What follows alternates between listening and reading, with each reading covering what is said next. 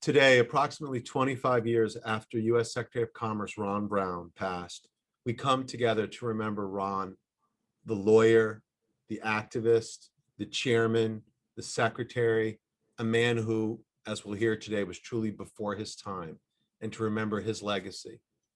Secretary Brown broke down so many barriers during the course of his life. It's a gift and an honor to be able to remember him today with four people who are close to him throughout his professional career.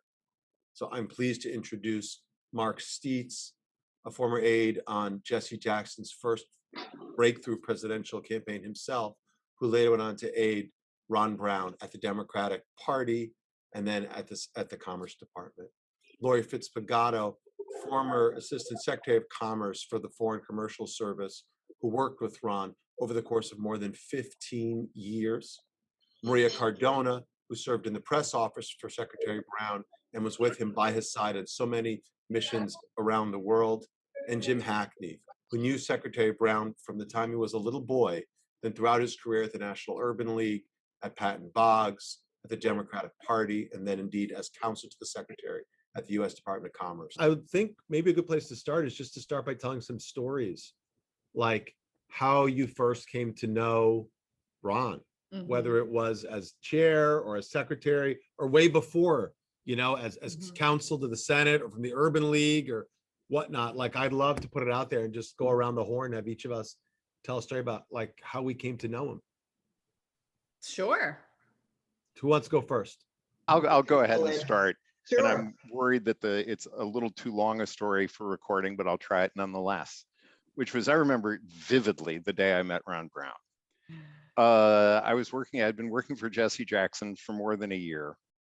We were headed into the convention, and the question in the press was, what does Jesse want? Which was a sort of a coded way of saying, is the Jackson campaign going to cost Dukakis the election? Are we going to make such a scene at the convention that Dukakis Dukakis will lose? It was a lot like the Bernie Biden dynamic or the Bernie Clinton dynamic 4 years ago.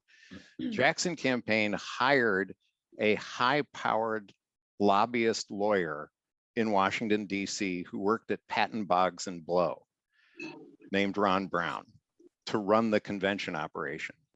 Needless to say, this wasn't a particularly popular move in the sense that at this point, Ron Brown was an insider's insider.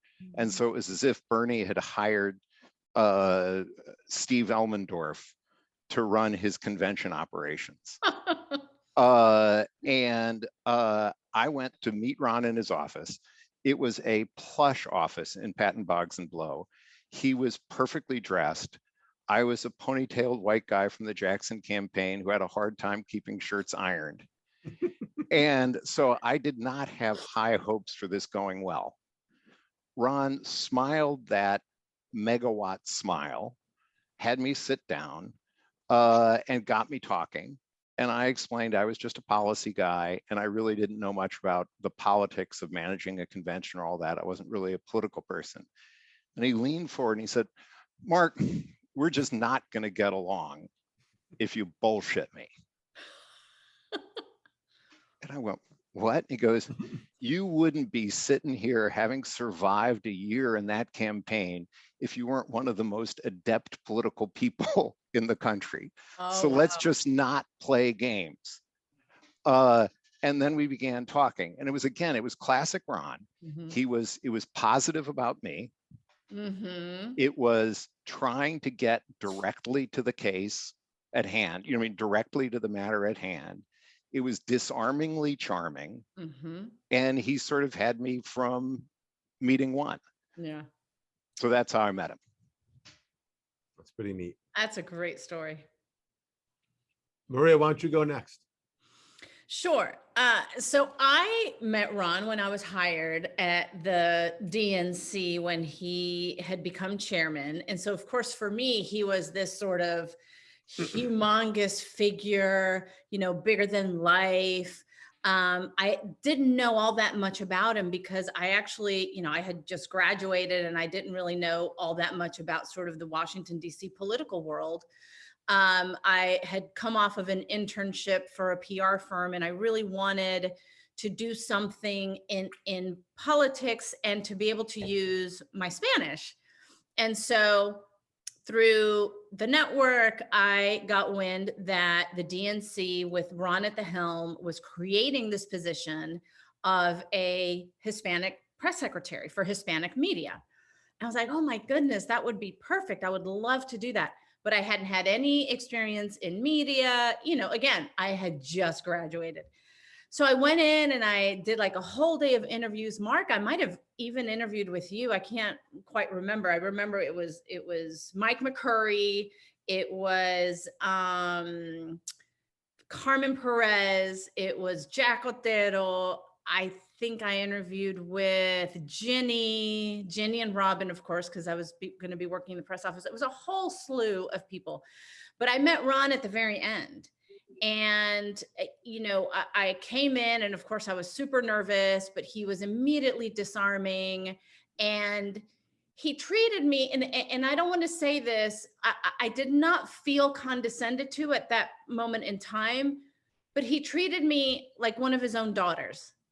And I mean, I was 24 and he was, you know, again, this bigger than life. And it was just, I just felt immediately, I felt at home, because then he also, you know, treated me like he needed me on the team. And it was, I hadn't even yet been offered the job, but he said, Maria, you know, the Latino vote is going to become really important for the party. And he was saying this before it was cool to say that Latinos were needed, right? And so for me, that was groundbreaking.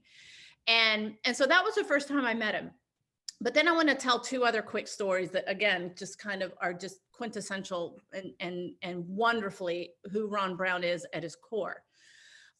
When we went into, so he won the presidential, and Clinton had asked him to become Secretary of Commerce. And he asked me to go with him to be one of the assistant press secretaries for the whole department, which, as you all know, Lori, you know this, was this behemoth that had everything to do with everything, but we didn't really even know what, like, the one thing it had to do with. And we all kind of had to sit around the table and figure it out, right? It's the economy, stupid. And that's what Ron made it all about. But for me, my job was he wanted me within the press office, wanted me to take hold of all of the press offices of the 14 different departments under the Department of Commerce and try to make them something that was much more coordinated under, you know, one messaging under which they could do their own agency messaging. And so when I went in there to meet with everyone, the folks who ran these press offices, and especially the civil servants who had been there and, you know, had been there for years, were these, you know, no offense here, please, but these old white men that were more than twice my age, right? And I was going in there essentially telling them that Ron wanted to do things like this and that and the other. But the beautiful part about this is that I had seen Ron at his job, you know, at his best, when we would go around and he was at the DNC and he'd talk to voters. And he would talk to everyone as if they were the only, I mean, he had that Clinton gift. When he was talking to you, you were the only person in that room. And whether you were a janitor or whether you were the, you know, Sultan of Saudi Arabia, he gave you the same courtesy, professionalism, attention, and respect. And so I tried to copy that.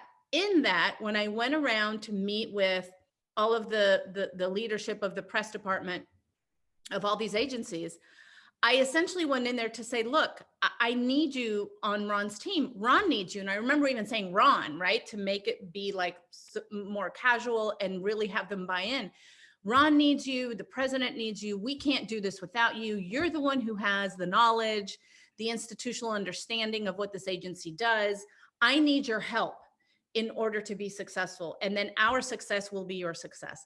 And to this day, and I'm sure you guys get it too, when I run into people that either had worked there before or still work there, they always tell me that they felt, again, kind of like I felt the first time I met Ron, they felt so at home and needed and respected, and that he has been by far the best Secretary of Commerce that had ever gone through that department.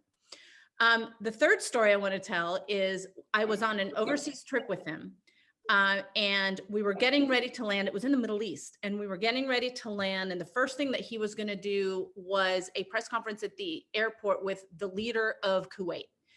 And there were like all these sort of intricate messaging pieces that he needed to get right. You know, as things go in the Middle East, it can get a little bit complicated. There are things that he shouldn't say, things to stay away from. And I remember when I was briefing him on the plane, he had, of course, already had a whole day of meetings and briefings and things. He was exhausted. And I was briefing him and he was nodding off, like literally, like his eyes were closed. And I even kind of thought I might have heard a little snore or two. And I'm thinking, oh my God, he's not going to be prepared. He's not going to remember any of this. And I'm going to get in trouble, right? I was freaking out. But then we landed and he went into the press conference and he regurgitated and then some, added his own points to every single piece of information that I had briefed him on when I thought he was asleep. And so to me, it was like no matter what, like he was a sponge and he could take in information and, you know, give it back at you, but not just because he could memorize things, but he memorized things and deeply understood them because of just, you know, how smart of a person he was. But to me, that just, I mean, it was groundbreaking when I saw that happen, because clearly then he did. And it wasn't that he was making things up on the fly. They were literally points that I had briefed him on and that I had thought that at the time, oh my God, he's not going to remember this because he's sleeping. And he just gave it right back out. Pretty neat. All right. Who wants to go next? I'll go next. I'll leave Jim for last and best. I would say that Ron was a man before his time. As an African-American male born in 1941, he would have been 80 years old this year, which is just hard to imagine, because we imagine him as he was when he died, very youthful, debonair, well-dressed, all of those things. But if I were to describe him, I would say he was definitely before his time, that he, in the term of crossover, racially, ethnically, socially, politically, everything, he was the master of it. And it came from his childhood, growing up in the Teresa Hotel in Harlem. It came from him going to prep school, when you can't imagine, there were 2 Black students in prep school with him. He was one of 2. Wow. He went to Middlebury College, which you can imagine back in that time to have an African-American male at Middlebury. He was in ROTC, he was in Germany, he was in Korea for a short time. He went to St. John's Law School.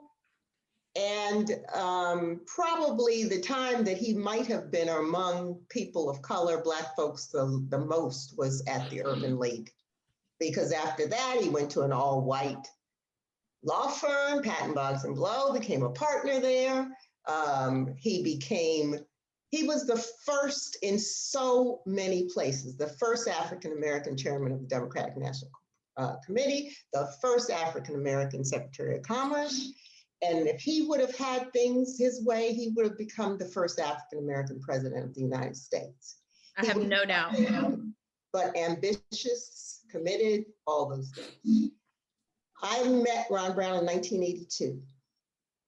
He was a partner at Patton Boggs, an intermediary, someone who worked at Patton Boggs. A young African-American attorney named Florence Priolo met me at a party.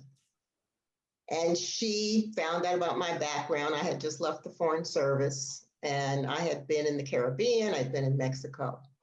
And she said, I really want you to meet a partner at Patton Boggs. He's relatively new here, and he needs someone who knows international affairs, the Caribbean, et cetera, because he is about to represent Haiti.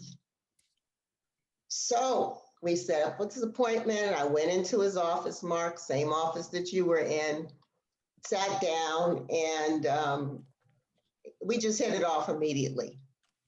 I became Fitzaroonie to him from that point forward. We traveled to Haiti for 4 years, about every other month. I met his family. I became family. And from there, I became basically, Maria, believe it or not, his press advisor. Oh, I totally believe it. I was the person after Jesse Jackson tapped him on the shoulder at a dinner and said, will you become my convention manager? That's how Ron became convention manager at the 88 convention in Atlanta. I was his press secretary. He was on every interview show, television, every press.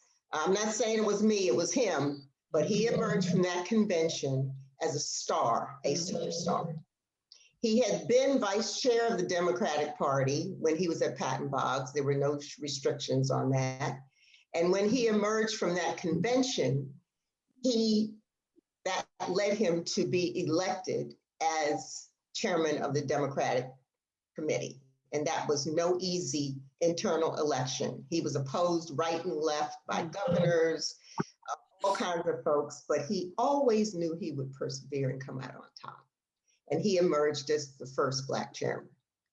I was not at the DNC, Maria or Mark, but Steve, I think you can remember me on planes flying to places to campaigns around the country. I also was an unofficial advisor to him on international, any meeting he had with a head of state or a foreign dignitary. I wrote the briefing paper, even though I was at Hill and Knoll.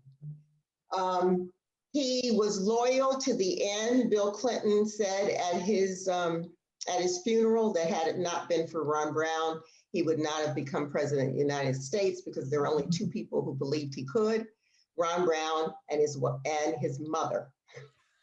And you can read that transcript. So from 1982 until I accompanied the caskets home on that C-130 right after around April 5th or 6th, 1996, I probably saw Ron in all of his iterations, all of his moods, all of his great moments and all of his bad moments. Oh. And I will forever miss him. I ended up at Commerce. It was as Assistant Secretary Director General.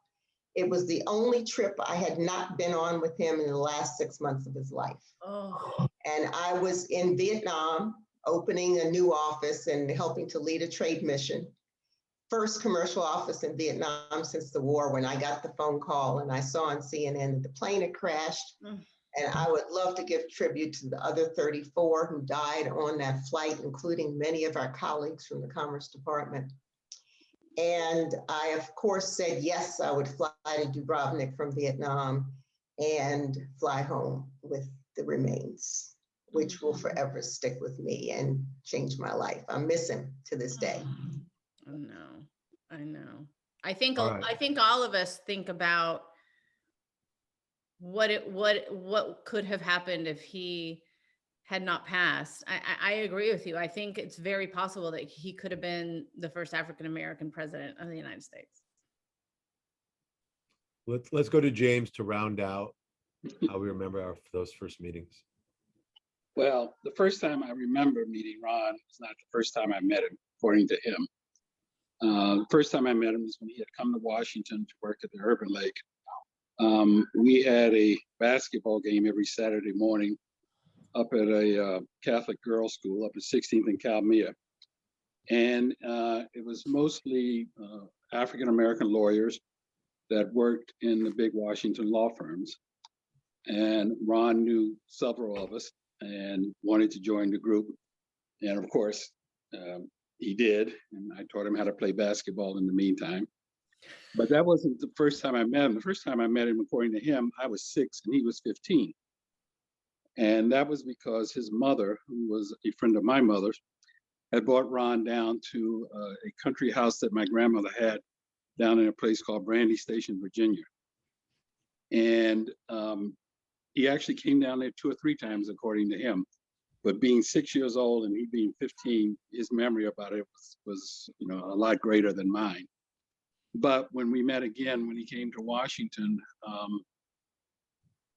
he knew who I was because I was this little kid that he had seen many years ago, and that his mother had been a friend of my mother's.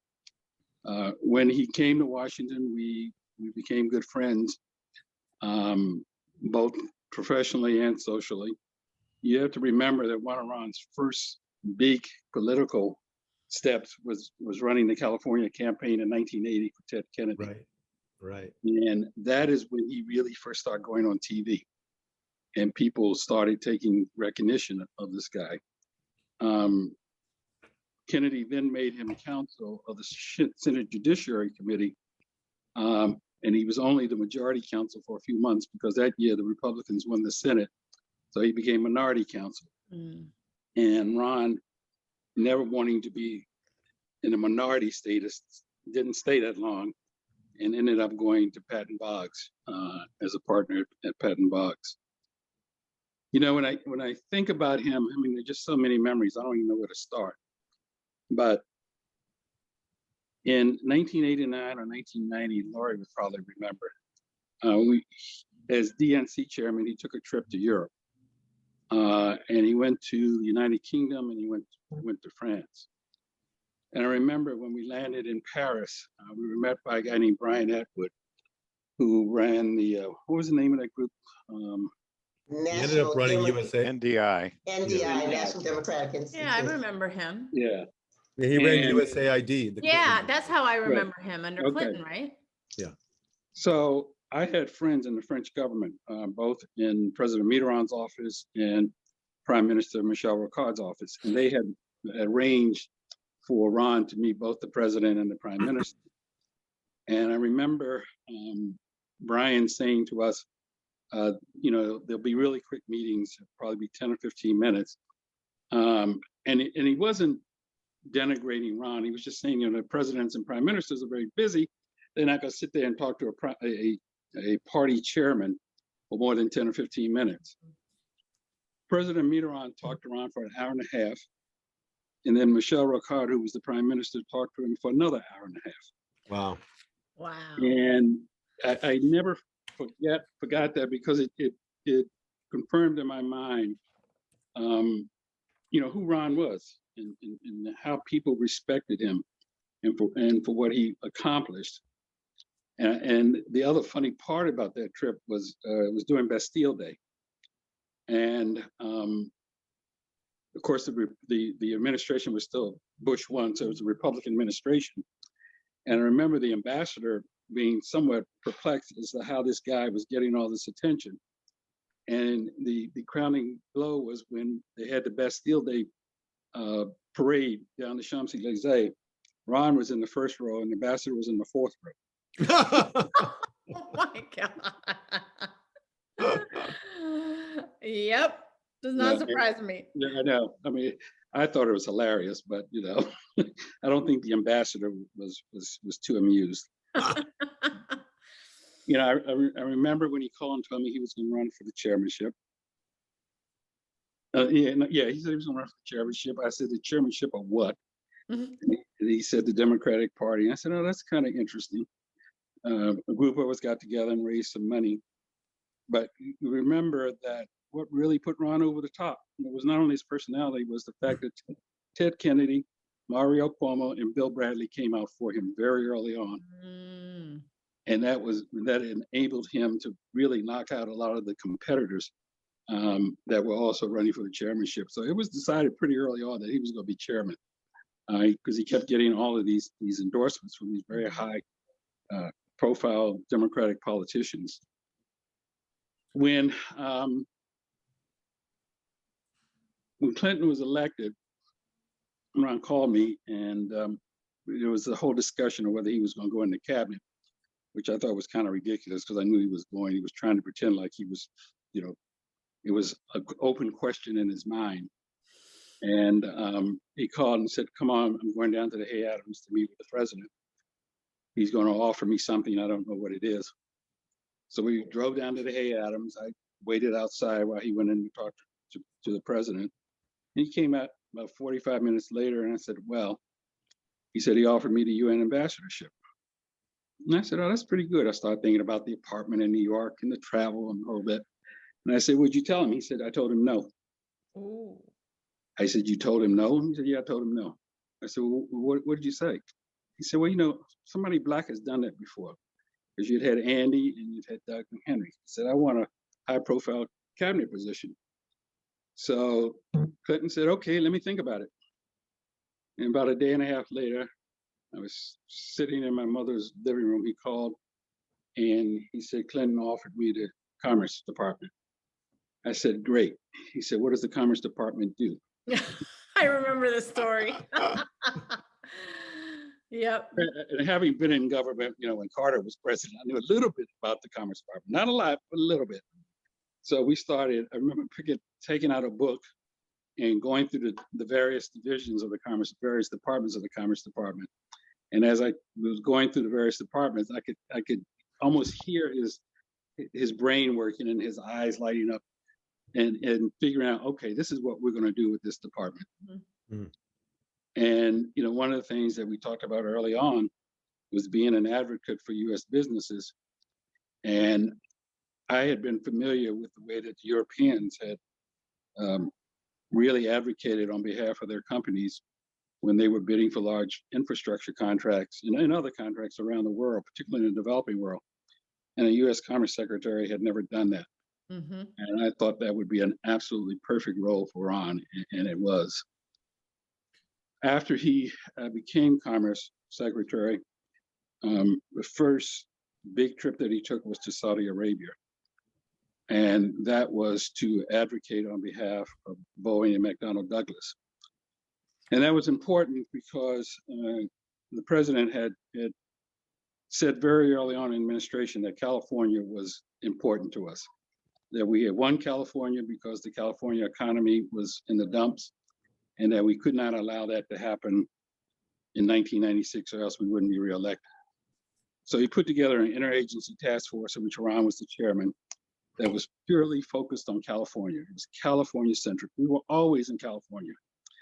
And what was important about this, the Boeing McDonnell Douglas deal, was that it meant jobs to California.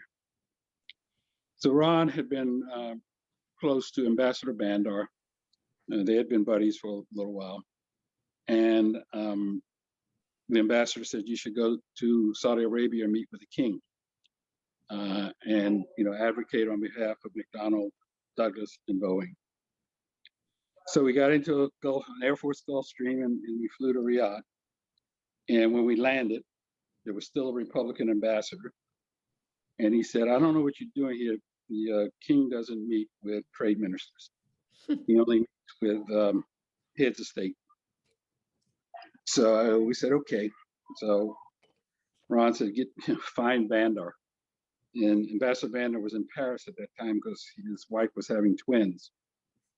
And I said, "It's the middle of the night." He said, "I don't care, wake him up." So I called the ambassador. I told him what was going on. He said, "Sit tight." And a day and a half later, we got a call saying, "Come meet the king." And the meeting was scheduled for 2 a.m. And it was at one of his palaces out in the desert. So we had to all get together, wake up, get dressed, and get into the motorcade and go out to the king's palace. And that same Republican ambassador who had told us that the king would never meet with Ron then told us, "Well, he's going to talk to you about an hour, and he's going to want to hear what you got to say, and he's going to talk another hour. You're going to hear what you're going to say." And he said, "He's probably not going to commit to giving you the planes." So we arrived at the palace. Ron and I were escorted into the waiting room, which was all gold and the size of a football field, including all of the stuff in the bathroom. And No, my major concern was not falling asleep on the King of Saudi Arabia. But finally, they called us in and went and sat. And I was there with Ron, and the King had his translator and his 16-year-old son. And the first thing the King looked at Ron, the first thing he said is, "I'm going to give you the airplanes." Of course, at that point, I was ready to go home. Yeah, But, mission accomplished. Yeah, mission accomplished. And, we had to sit there, for another 2 hours listening to the history of the Middle East. But, I was blown away. I mean, according to everybody who knew anything about the King or Saudi Arabia, that had never happened Wow. in the history of the country that they knew of. So that's a good segue. Like, I wanted to make sure we talk about some of his firsts. And Laura, you did a good job of kind of raising some of that. But I'd love to talk, and Mark, I mean, you were very involved politically in his ascent too. Like, talk a little bit about some of the first that you saw as Ron as a force in Democratic politics, right? Oh. Because he really was just, he like, I always felt, I'll just say, when I worked in the Obama White House, and I always felt like President Obama would not have been there were it not for Secretary Brown having broken down barriers, some years before. I'd love you to talk about And before Mark goes in, Jonathan, that's absolutely right. The Democratic Party would not be what it is today without Ron Brown. Mhm. Right. Here. Not That's even. That's absolutely the case. And he sort of forced the question early on. First of all, his work at the convention with Lori and all of us was successful. In other words, nobody, there was enough conflict that the progressive wing and the Jackson campaign felt that we had gotten our due, Mhm. that we had made our points, but we did come out united and arguing the same point of view. Mhm. And Ron managed to negotiate that. You know what I mean? He was No small feat. he was true, and it wasn't. There were people who just wanted peace, Mhm. and he didn't just want peace. He wanted to deliver. He wanted to bring about equity in the party that hadn't been present before, and he was clear-eyed about it. Mhm.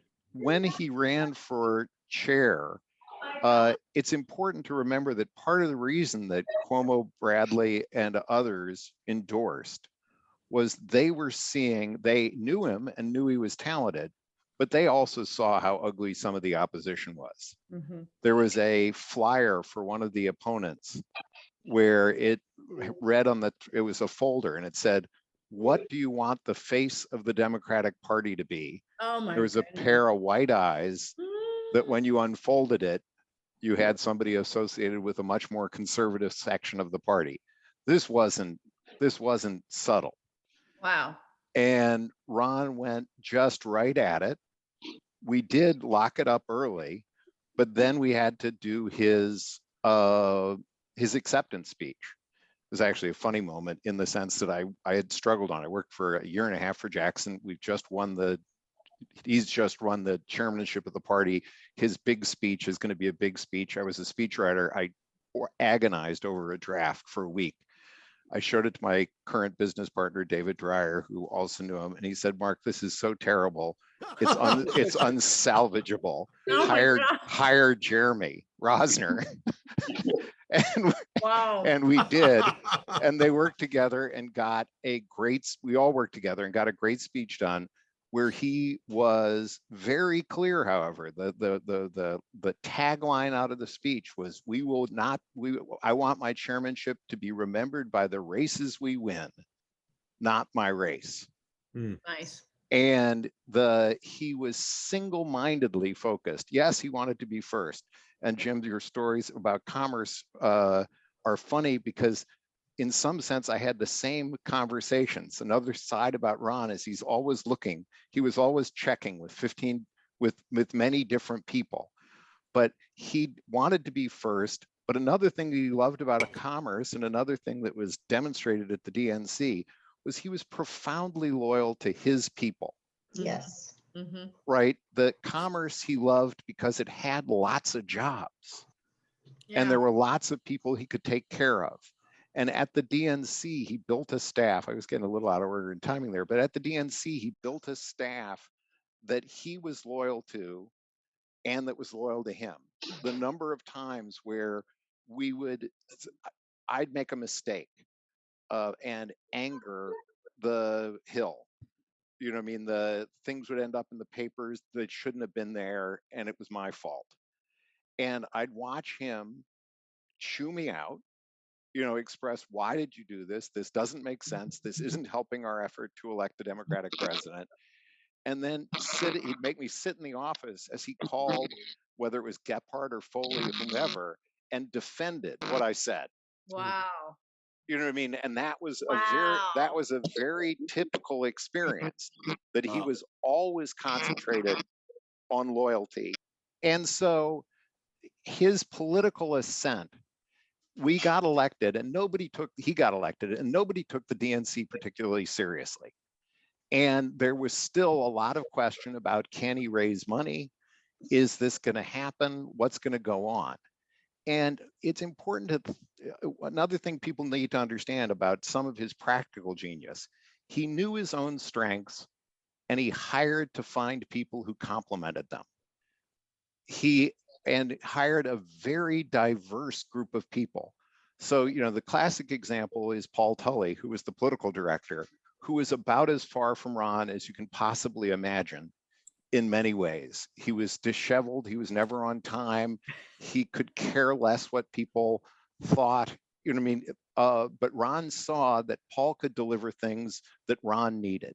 Mm-hmm. Ron gave me a job, but also hired Melissa Moss from the DLC, and who I ended up immediately liking. But that sense of practical teamwork was part of his political ascent, but it was also a matter of patience. Because the first year there, it wasn't easy. It wasn't clear that things were going to go well. And he kept at it and kept all of us at it in a focused fashion. And that brings me to the final sort of blather I'd make, which is that, Laura, you mentioned his moods before. And one of the things that I was thinking about before this call was that Ron really wanted to be happy. And he very, very often succeeded.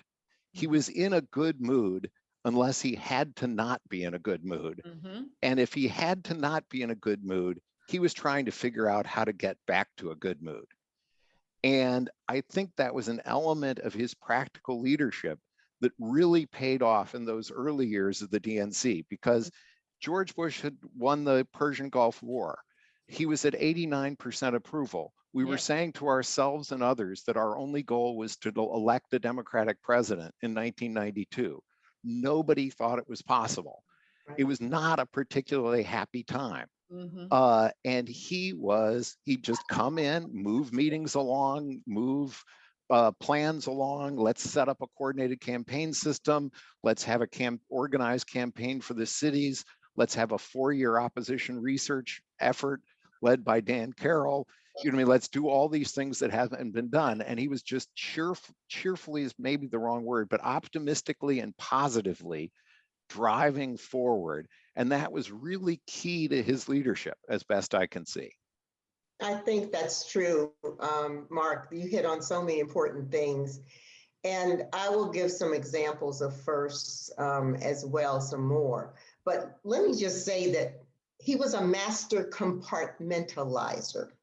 Mm-hmm. As we all talk here, we will each have a different story about certain events. Hackney just told his experience, and it's not that it's not true, but he would work in parallel with other people in another room. He had the ability to make you feel like you were the only people he was listening to or the only people in the room, but he wanted to hear many points of view before he made decisions. Mm-hmm. And he might make you think that he was listening to you or to your group of people and that he was going to go that way when he had been listening to another group of people and he was deciding whether he was going the other way. Because my story about him and the UN ambassadorship was a little bit different, but I won't go into that. Oh, that's so funny. One of the things that I know that I will say about Ron, he was a risk taker. And Mark, I agree with you. He wanted to be happy. He played hard and he worked hard. He knew the difference. He loved to eat. There was nothing that made him happier than sitting down for a good meal. And do not make him go hungry, because that's when moods came over. Be sure to feed him. But a couple of things I just want to touch on.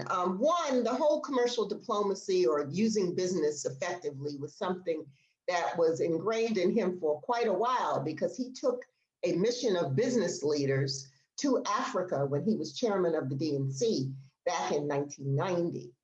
It was a very small group of us. I think we met you, Jim, in Paris on the way back. Yep. Alma was with him, and Lynn Cutler was with him, and a couple of business folks. And we were among the first Americans to meet with Nelson Mandela after he had been released from jail at his little house in Soweto. And that was very memorable. And it was just Alma, Ron, Bill Morton, may you rest in peace, and Lynn Cutler.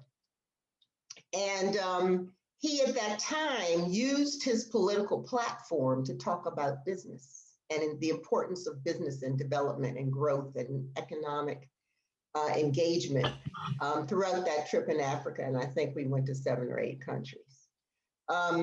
The other examples that I'll point to at Commerce, Ron used the platform of Secretary of Commerce to deal with a lot of political issues, bilateral political issues. He tried not to step on the toes of the Secretary of State.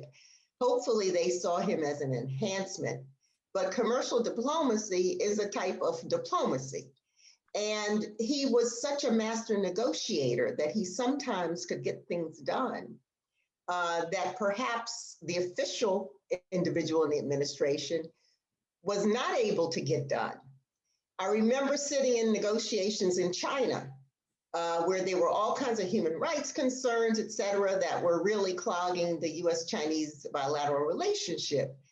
And Ron, with the Minister of Trade and Industry, Madam Wu Yi, who was quite influential in the upper echelons of the Chinese government, he won her over in those negotiations, to the point that we went to visit some of, I can't remember where we were going in China, with Great Wall or somewhere, and they were walking hand in hand. Madam, this tough as nails Chinese diplomat, and he had won her over. We also, in the course of about 48 hours on one of his last trips, met with and negotiated about peace in the Middle East, which was close at that time. We met with Yitzhak Rabin at about 1 o'clock in the morning. We met within hours with Yasser Arafat. And a few hours later, we met with King Hussein of Jordan. All 3 of them in 48 hours, in conversations where he was able to get commitments and also to talk about progress in the path forward. And unfortunately, that was in 1996, and that's the year he died in the plane crash. Well, it's wants to jump in. Lori, just really quickly to follow on that part of it, and the stories about him wanting to make a difference no matter where he was. The reason why he didn't know what the Department of Commerce did or what the Secretary of Commerce did is because they never really did anything. I was going to say nobody knew what they did. Exactly. I was going to say none of us knew what they did. And it's because they never did anything. That department, up until that point, was essentially a place where presidents would put big donors to thank them. And it was a backwater agency that, people were put there as, people who did favors for the president, and where he, didn't have anywhere else to put them, they went to the Commerce Department. Because I did an internship in 1988 when I was a junior in college. And it was still, or 1987, and it's still under Bush. And I did an internship at NTIA, and I remember the stories about, 3 political appointees came in that summer with like these cushy jobs, but they didn't do anything. They literally, I would look at them all day. They did nothing. And so all of this is to say that Ron Brown made that department one of the big 3 economic pillars that Bill Clinton pointed to that helped him create the 22 million jobs that he's so famous for. And Ron did it, out of grit and determination and commitment, and bringing in all the right people and focusing, to help you do what you were doing, Lori, at ITA. And all of it was with the purpose of making sure that he was going to make a difference. And that's exactly what he did. So nice. Well, one of the, I think about his legacy all the time. The political appointees at the Commerce Department were the most diverse set of political appointees in the history of this country. Mm-hmm. And nobody has even come close. Mm-hmm. Not even close. And, he was committed to that. I sat on all of the hiring decisions, and he would ask me every night, who are we hiring? He wanted Latinos, he wanted African Americans, he wanted Asian Americans, he wanted women. And I mean, he was really, really committed to that. And, he never backed down. And when you look around at what I call the Brown alumni, I mean, you see that diversity all over this country of people that worked for him, either at the DNC or at the Commerce Department. One of the things about Commerce, and Lori, I'd love to hear your story on the UN, but Ron wanted to be Secretary of State. That's what he wanted to be. I remember that. And Clinton's offer, Clinton said to him that day that we were at the Hay Adams, I can't make you Secretary of State because neither one of us has a lot of experience in foreign policy. Right. But I can make you UN ambassador with the idea that you could be Secretary of State in the second term. And that, I mean, when Ron came out of the room, I could see him thinking, and I could also understand why he had said no. But he was determined to make Commerce not only a domestic agency, but an international agency. Mm-hmm. Right. And he accomplished that. I mean, that's what he did. And not many people, I don't think anybody's ever been able to do that in the way that he did. Well, we only have a couple minutes left. So what I'd love to do is go around the horn one more time, because remember, hopefully we're going to have Ron Brown scholars and the Ron Brown scholarship kind of community watching this video. Many of whom, again, never met the secretary, they don't know much about him. So is there short, could you guys, I know we could talk for hours to go, but short, is there a leadership lesson you might want to share with these young people, or with people in the alums of the scholar who are alums, from Secretary Brown, from Ron to them?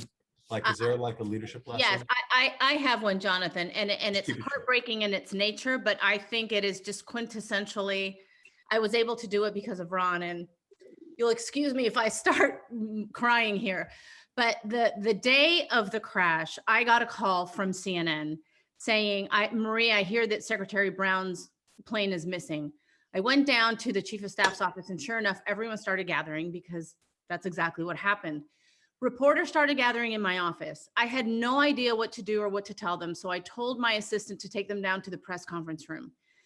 None of us had any idea what was going on. We were having meetings with the White House. We were having meetings with the State Department, with the people overseas. We finally had a couple of things to say. I went into that press conference room, and it was standing room only. And that press conference went live all around the world, unbeknownst to me. I was at that podium telling, the very little information that we knew, search and rescue, a number from the State Department. I think, Lori helped us get that number where people could call for more information. but people saw me around the world. It was how my father knew that I wasn't on the plane, because at that point he thought I was dead. Because I told everybody, this is the other thing, I told everybody I was going to be on that plane because I was supposed to be. Carol Hamilton was going to be staying behind, and then she made the decision 3 days before the trip to trade places with me. And my name was still on one of the original manifests. And so then after that, when we knew everything that had happened, I was essentially playing Carol Hamilton's role, right? Communications director for a huge cabinet department with a huge tragedy that had happened. If you had asked me the day before if I was ready to take on that role, I would have said absolutely not, that I needed at least 2 or 3 more years under my belt to be the spokesperson, the communications director, the key press secretary for that department. And I was doing that job the very next day, thanks to the lessons that Ron Brown taught me, which is always be prepared, always take an opportunity, and you are always stronger than you think you are. And those are exactly the lessons that I brought with me to bear that day, where we had to figure out the funeral and figure out the press arrangements. I would go into my office, every 3 hours and cry my eyes out for 15 seconds and then come out again and do the job. But I was only able to do that because of what Ron Brown had taught me. Yeah, Maria, I hear you. I think for me, a lesson to Ron Brown scholars. This was a man, as I said, who was before his time, and he was a unifier. Mm-hmm. He did not disregard the opinions, the presence, the inclusion of all kinds of people, and he valued them, and he showed them that value, whether they were, if you look at who died on that plane and you see the diversity of the Commerce staff, and you see that the average age was so young, mm-hmm. because he gave young people a chance, and he knew that young people were capable of performing and had a perspective that was very important. Everyone had a perspective that he respected. And that's why he had so many compartmentalized conversations, because he wanted to be able to gain that. He also was a risk taker. And I think taking risks is an important thing in life. He was positive. He believed in himself. He always thought that he could achieve anything, and that he could overcome any barriers. That's important for people to think of. Self-confidence, loyalty. As Mark said, he was very loyal to people that he believed in, and that he criticized, but it was constructive. Mm-hmm. And after those criticisms, as Mark said, he would defend you to the end. Personally, he might give you a rough time, but when he was out, you were his person, mm-hmm. and he took care of you. And I think those are important, and that I've learned along with negotiating skills. He was the best negotiator I ever knew. Mm-hmm. So quickly, Mark, again, we only have like 2 more minutes. Mark and Jim, any kind of final thoughts? Yeah, to me, leadership is about making the people around you better. And Ron Brown made all of us better. Yeah. Here, here. And I don't want to repeat everything that's been said that I agree with so strongly, but this notion of positive, other-directed, team-oriented, he's, as much as he cared about how he looked and his appearance, and as much as he was confident that any situation would be better if he were there. You know what I mean? This is a